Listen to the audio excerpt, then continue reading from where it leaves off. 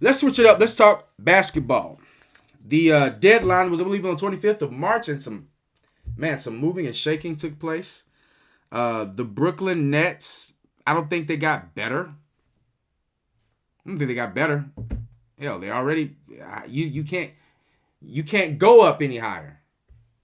When you got the three that they had, Kevin Durant, James Harden, and that crazy boy, Earth Flat guy, Kyrie Irving. I mean, so to me, the two biggest stories at the trade deadline, and when you add in the buyout market, are the Lakers and the Clippers. I want to talk Andre Drummond versus Rondo. Who was the biggest pickup? Who was the most needed signing? Let me know in the comments. Andre Drummond or Rajon Rondo? Here's what I think. It was without question, in my opinion, Rajon Rondo. You want to know why? The Clippers didn't have a point guard. The Clippers didn't have a point guard. As a matter of fact, go look at my video. It's called "The Clippers Need a Point Guard." It's easy to find. I put it on the screen. It's easy for you to find. And I made that video right after they got they got blitzed by the Pelicans.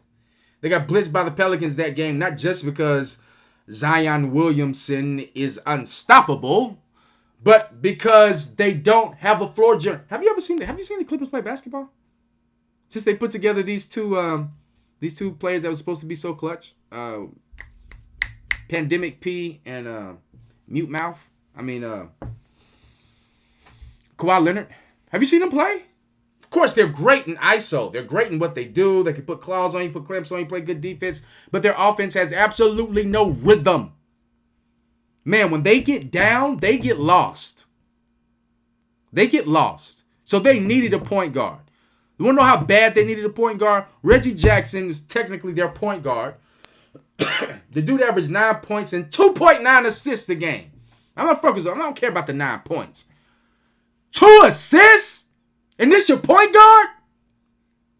Without question, the Clippers came out with getting who they needed to get. Kawhi Leonard told you, we need a point guard. When the playoffs were over, we need a point guard. That's what we need.